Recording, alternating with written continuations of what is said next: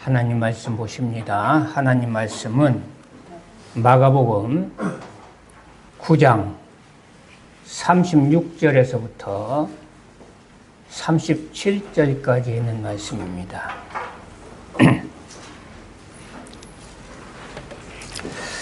제가 봉독에 올립니다.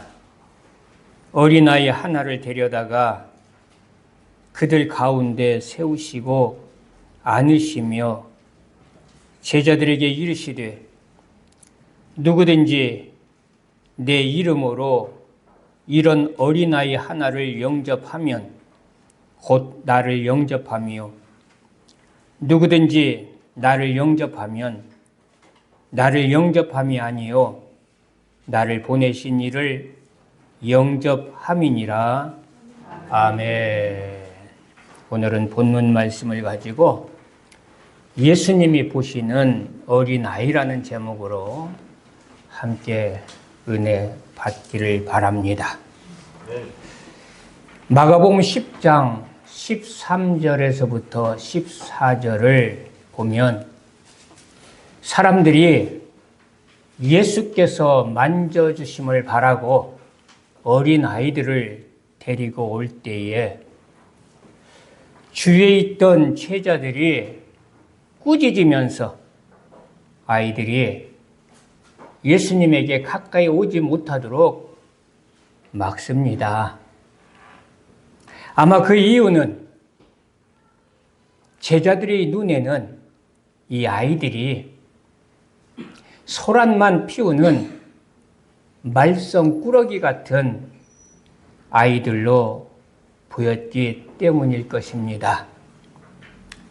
이러한 제자들에게 예수님은 노하시면서 어린아이들이 내게 오는 것을 용납하고 금하지 말라. 하나님의 나라는 이런 자의 것이다라고 말씀하십니다.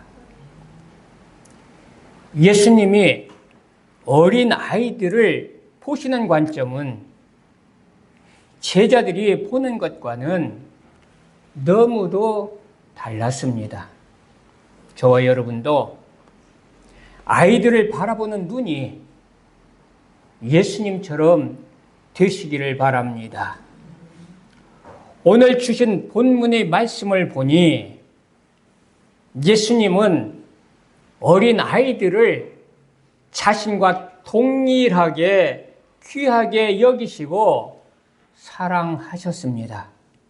그래서 예수님은 어린아이 하나를 데려다가 제자들 가운데 세우시고 안으시면서 제자들을 향하여 누구든지 내 이름으로 이런 어린아이 하나를 영접하면 그것이 곧 나를 영접함과 같다라고 말씀하신 것입니다. 제자들이 꾸짖어 예수께로 오는 것을 막았던 말썽꾸러기 같은 보잘것없이 보이는 아이일지라도 예수님께서는 자신의 생명과 바꾼 사랑하는 귀한 아이라는 것을 각인시키시면서 어린아이들을 함부로 아무렇게나 대하지 말라고 하시는 것입니다. 우리는 얼마나 아이들을 내 마음, 내 기분대로 함부로 대하고 있습니까? 그래서 날마다 아이들에게 평생토록 치유받지 못할 큰 상처를 주고 있으면서도 당연한 듯 생각하고 있는 것이 아닙니까? 어린아이들은 내 마음, 내 기분대로 함부로 취급해도 되는 그러한 대상자가 결코 아닙니다. 그 이유는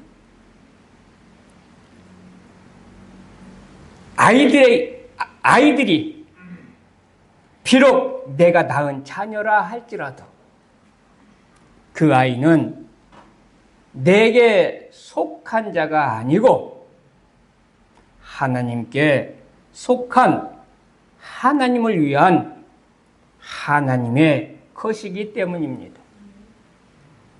그래서 에스겔서 18장 4절에 보니 모든 영혼이 다 내게 속한지라.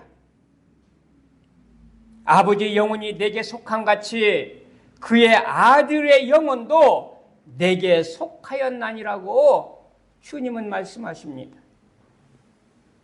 그리고 에스겔서 16장 20절에 보면 또 네가 나를 위하여 낳은 네 자녀를 이렇게 말씀하고 있어요. 누구를 위하여 낳았다? 하나님 자신이 말씀하시는 거예요. 네 자녀지만 너를 위하여 낳은 자녀가 아니야. 나를 위하여 낳은 자녀야. 여러분들, 내가 낳았지만 내 자녀는 내 것이 아닙니다. 하나님의 것입니다. 나를 기쁘게 하기 위하여 내가 낳은 자식이 아닙니다. 하나님을 기쁘시게 하기 위하여 낳은 하나님의 것입니다. 이것을 꼭 기억하시기를 바라고요. 하나님께서는 우리를 작은 목회자로 삼으시고 하나님의 자녀를 우리들에게 맡기셨습니다. 그러므로 우리는 우리에게 맡긴 하나님의 자녀를 잘 양육해야 할 의무와 책임이 있는데 어떻게 해야 하는가? 저처럼 우리는 나에게 있는 이 어린아이, 그 자녀를 위하여 늘 눈물로 기도해야 합니다. 누가복음 23장 28절에 보니 예수께서 돌이켜 그들을 향하여 이르시되 예루살렘의 딸들아 나를 위하여 울지 말고 너희와 너희 자녀를 위하여 울라 그랬어요. 예수님께서 십자가를 지고 골고다 언덕을 향하시는 그 비참하고 힘들고 어려운 그 광경을 지켜보던 예루살렘 여인들이 기가 막히니까 동정의 눈물인지 몰라도 눈물을 흘렸습니다. 이때 울고 있는 그 여인들을 향해서 예수님이 하신 말씀이에요. 나를 위하여 울지 말고 너희와 너희 자녀를 위하여 울어라. 울란 얘기는 뭡니까? 그들을 위하여 기도하라는 거예요. 우리 사랑하는 성도 여러분들, 우리는 우리들의 자녀를 위하여 얼마나 울며 기도했습니까? 말로만 자녀를 사랑한다고 하면서 우리는 자녀를 위한 기도는 전혀 하지 않고 있습니다. 자녀를 위하여 눈물 뿌려 기도하는 성도들이 되시기를 바랍니다. 이것이 어린 아이들을 우리들에게 맡겨주신 하나님의 뜻에 부합되는 것입니다. 두 번째로 우리는 어떻게 해야 합니까? 자녀들을 노엽게 하지 말고, 다시 말해서 상처 주지 말고 주의 말씀으로 잘 가르쳐야 합니다. 에베소 6장 4절에 말씀합니다. 아비들아 너희 자녀를 노엽게 하지 말고 오직 주의 교양과 훈계로 양육하라 그랬어요. 노엽게 하지 말라 말이야. 상처 주지 말라 말이야. 우리는 내 감정대로 내가 하고 싶은 얘기 다 자녀들에게 하잖아요. 자녀들은 그 부모의 입에서 나오는 그 폭언의 말을 듣고 괜찮을 것 같습니까, 여러분들? 아닙니다. 자녀들도 다 알아듣습니다.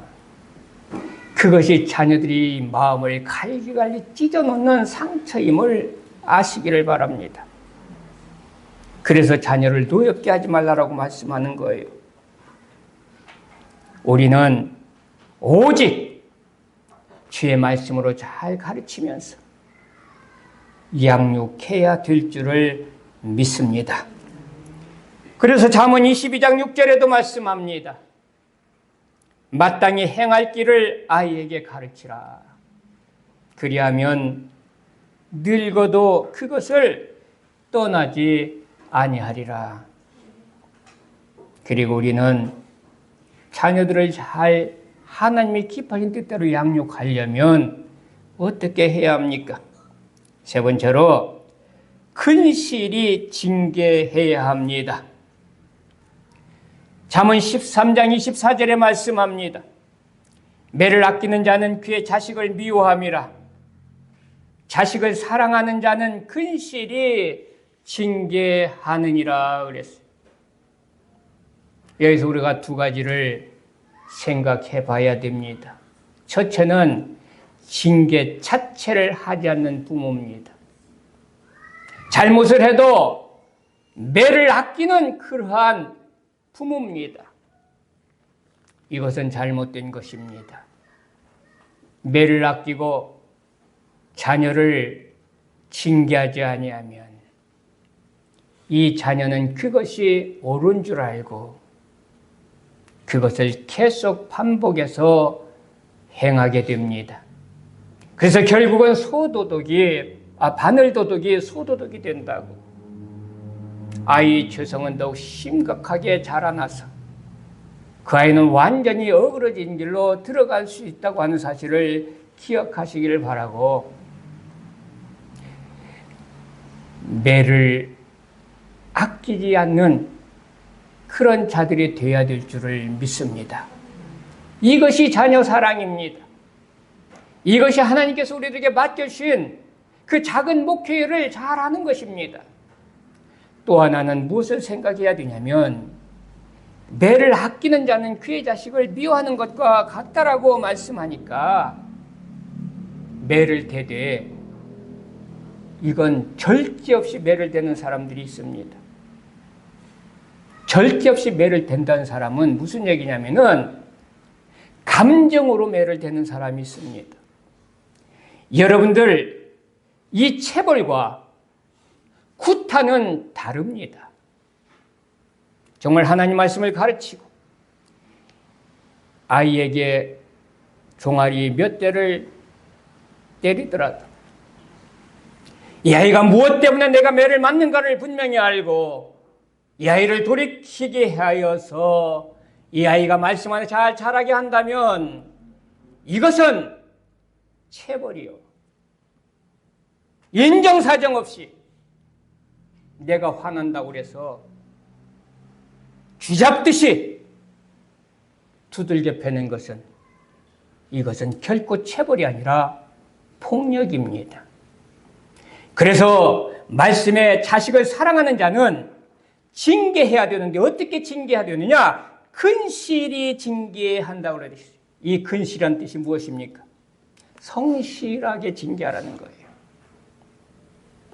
부지런히 징계하라는 얘기예요. 그러나 성실하게 하라는 거예요. 여러분들, 우리는 구타와 체벌이 다르다고 하는 사실을 꼭 기억하시기를 바라고요. 아이들에게 기도하는 마음으로 말씀을 붙잡고 그 아이를 진실로 사랑하는 마음으로 그 아이가 바르게 잘 성장해야 되니까 체벌은 하되 거기에 내 감정이 섞어지는, 내 기분이 거기에 동반되는 구타는 하지 않기를 바랍니다. 체벌은 아이가 잘 받아들입니다. 아이에게 상처 주지 않습니다. 그 아이가 체벌을 통해서 자신이 무엇이 잘못했는가를 밝히 알고 다음부터는 그가 올바르게 자라나는 것입니다. 그러나 구타를 하게 되면 설령 그 아이가 자기가 잘못한 것을 알지라도 그것을 고치려 하지 않습니다. 거기에는 반감이 생깁니다. 그리고 오히려 더 어그러진 길로 들어가고 결국은 구타를 계속할 때에 어릴 때나 내 구타가 먹혀 들어가지요. 장성하면 심지어는 부모가 그 자녀에게 구타를 당하는 그런 비참한 현실도 돌아온다고 하는 사실을 꼭 기억하시길 바라고요. 구타하지 않기를 바랍니다. 구타는 죄악입니다. 여러분들, 자녀들은요, 부모에게서 배워요. 부모가 구타하면요, 자녀들도 커서 구타하는 자들 됩니다. 자녀가 말로 상처를 주고 욕을 하는 그런 부모 밑에서 자란 자녀들은요, 그 아이들도 거침없이 욕을 하고 상처를 주며 사는 아이들이 되는 겁니다. 왜? 본대로 배우니까요. 아이들이 하는 말 가만히 들어보세요. 그들이 듣지도 못했던 말 안 합니다. 보지도 못했던 행동 안 합니다. 어디선가 봤기 때문에 그런 행동을 하는 것이고 어디선가 들었기 때문에 그런 말을 하는 거예요. 그럼 그들이 어디서 들었겠어요? 어디서 봤겠어요? 부모에게서 들은 겁니다. 부모를 통해서 본 것입니다. 그렇기 때문에 네 번째로 우리는 자녀에게 본이 되는 삶을 살아야 합니다. 자녀들은 부모를 그대로 카피합니다. 개를 한번 보십시오. 개. 멍멍 짖는 개가 아니라 우리가 게장을 해먹는 꽃게를 한번 보자 말이에요. 이 개는 자녀들을 다 모아놓고 열심히 가르칩니다. 얘들아, 나는 요렇게 옆으로 걸어가도 너희들은 똑바로 이렇게 걸어가야 된다. 계속 가르치는 거예요.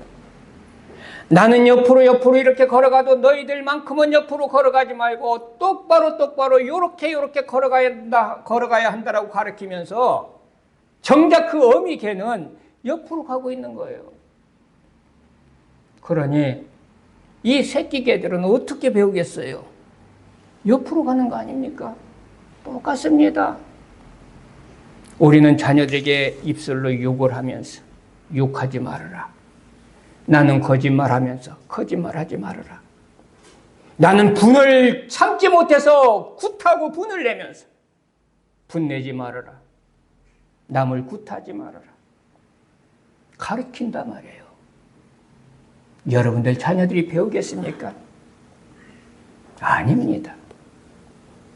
말로 자녀들이 변화되는 것이 아니라 부모의 삶을 통해서 변화가 되어지는 겁니다. 목회자도 마찬가지잖아요. 제가 욕심을 부리면서 손에 움켜쥐고 도저히 손을 펼 줄 모르면서 성도들에게 이웃에게 베풀어 주세요. 나눠주세요. 손을 펴세요. 여러분들 성도들이 따라올 것 같아요? 따라올 것 같아요? 아닙니다. 그래서 설교라는 것은 앞에서 지금처럼 이렇게 하나님 말씀 전하는 것만 설교가 아니라 정말 설교는, 중요한 설교는 목회자 자신의 삶이 설교입니다. 성도는 목회자의 삶을 바라보면서 배우게 돼 있어요. 자녀들 마찬가지입니다. 부모가 어떻게 사느냐를 보면서 자녀는 그대로 카피한다니까요. 배운다니까요. 그래서 여러분들이 자녀들을 보면서 그 자녀들만 보지 마시고 이미 나에게 물들어 있는 그 자녀를 보면서 그 모습이 누구의 모습이다? 내 모습이다라고 깨달아 아는 자들 되시기를 바라고요. 정말 자녀들을 사랑한다면 본이 되는 삶을 사시기를 바랍니다. 그래서 데살로니가후서 3장 9절에도 우리에게 권리가 없는 것이 아니요 오직 스스로 너희에게 본을 보여 우리를 본받게 하려 함이니라 라고 사도 바울은 데살로니가 교인들에게 이야기하고 있는 거예요. 그리고 잠언 22장 24절에서 25절에 보니 노를 품는 자와 사귀지 말며 울분한 자와 동행하지 말지니 그의 행위를 본받아 네 영혼을 올무에 빠뜨릴까 두려움이니라 그랬어요. 여러분들 노를 품는 자, 자기 감정을 삭히지 못하고 감정대로 막 폭발하는 자를 말하는 거예요. 울분하는 자, 이런 자와 함께하지 말라는 거예요. 그들과 함께하다가는 너도 그걸 배워서 결국은 네 영혼이 망한다. 그렇다면 한번 생각해 보세요. 내가 분을 참지 못해요. 울분을 참지 못해요. 그래서 자녀들을 함부로 대해요. 폭력을 써요. 욕을 해요. 그럼 그 자녀들은 나에게 배워서 그들도 그렇게 살아가므로 그들이 자녀들이 죽는단 말이에요. 여러분들 자녀를 죽이겠습니까? 죽여서는 안 되잖아요. 살려야 되잖아요. 내 자녀가 아니잖아요. 주님이 자녀잖아요. 근데 우리는 날마다 그 자녀들을 죽이고 있어요.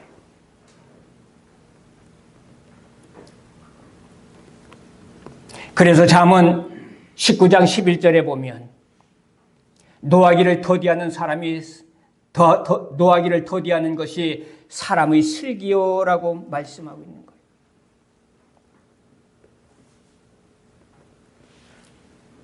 그리고 고린도전서 11장 1절에서는 내가 그리스도를 본받은 자 된 것 같이 너희는 나를 본받는 자 되라 이렇게 말하고 있습니다. 자녀들에게 우리가 이런 말을 할 수가 있어야 돼요. 내가 그리스도를 본받은 것처럼 내 사랑하는 아들아, 내 사랑하는 딸들아, 너희는 나를 본받으라. 할렐루야. 목회자도 이런 목회자가 되어야 됩니다. 내가 그리스도를 본받은 것처럼 성도 여러분들이요, 나를 본받으세요. 이렇게 말할 수 있는 자가 참된 목회자임을 믿고요. 이런 부모가 참된 부모임을 믿습니다. 그리고 다섯 번째로 우리는 자녀들에게 항상 축복해 주어야 합니다. 저주의 말은 절대 하지 않기를 바랍니다. 왜 그러냐면 잠언 20장 21절에 보니 사람은 입에서 나오는 열매로 말미암아 배부르게 되나니 곧 그의 입술에서 나는 것으로 말미암아 만족하게 되느니라. 죽고 사는 것이 혀의 힘에 달렸나니 혀를 쓰기 좋아하는 자는 혀의 열매를 먹으리라 그랬어요. 쉽게 얘기해서 세상 말로 바꾸어 말한다면 말이 씨가 된다라는 거예요. 말한 대로 이루어진다라는 거예요. 그러니 우리가 자녀들에게 저주의 말을 화가 난다고 그 분을 참지 못해서 저주의 말을 한다면 말이 권세가 있으니 그 아이는 그대로 저주받지 않겠습니까? 내 사랑하는 아이가 저주받지 않겠습니까? 내 사랑하는 아이 이전에 하나님이 맡겨주신 하나님이 자녀인데 그가 저주받지 않겠습니까? 그러니 저주의 말을 하지 않기를 바랍니다. 우리가 해야 할 일은 축복의 말을 하는 겁니다. 계속 자녀를 위하여 축복해 주는 겁니다. 그래서 예수님께서도 마가복음 10장 16절에 보니 그 어린아이들을 안고 그들 위에 안수하시고 축복하시니라 그랬어요. 날마다 내 아이들을 위해서 축복하는 자들 되시기를 바랍니다. 축복기도 해주시기를 바랍니다. 그 축복은 그대로 이루어집니다. 어린아이는 어른들이 면류관이요 상급입니다. 그래서 잠언 17장 6절에도 손자는 노인의 면류관이요 그랬어요. 데살로니가전서 2장 19절에는 보니까 우리 소망이나 기쁨이나 자랑의 면류관이 무엇이냐? 그의 강림하실 때 우리 주 예수 앞에 너희가 아니냐 그랬어요.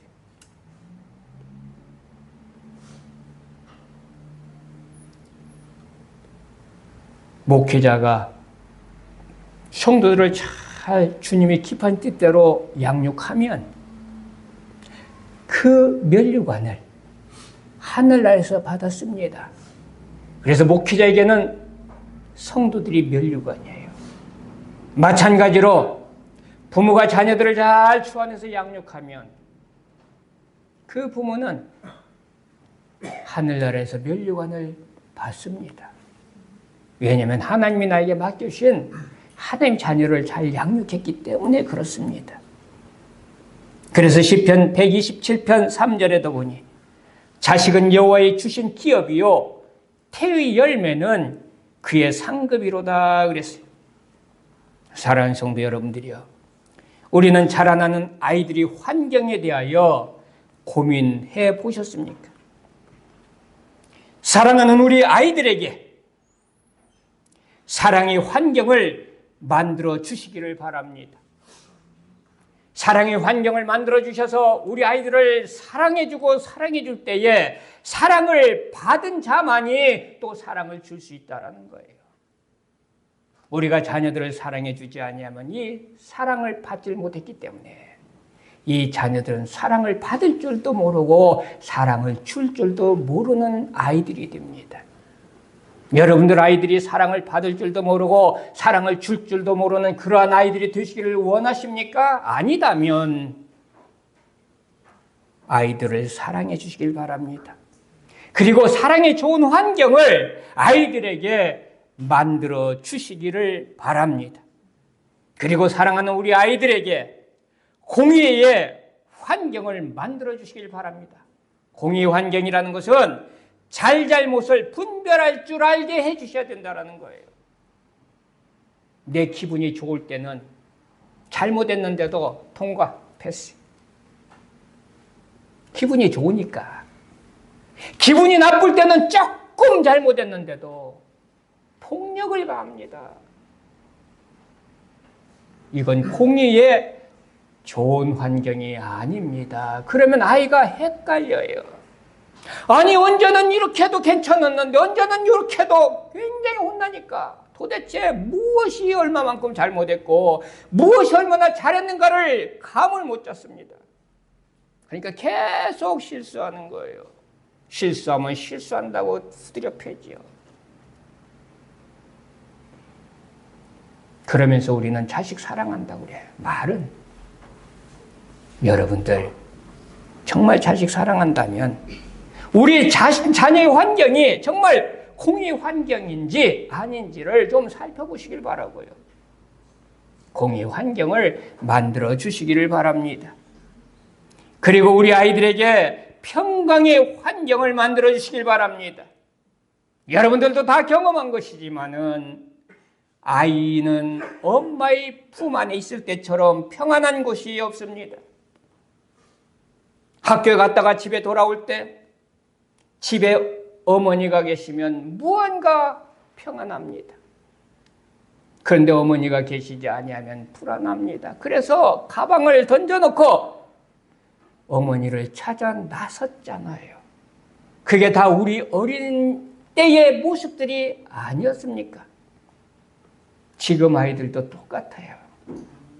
아이들은 어미 품을 그리워합니다.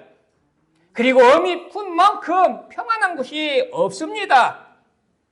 그러므로 아이들을 품에 안아주시고 아이들을 절대로 불안하게 하지 않기를 바랍니다.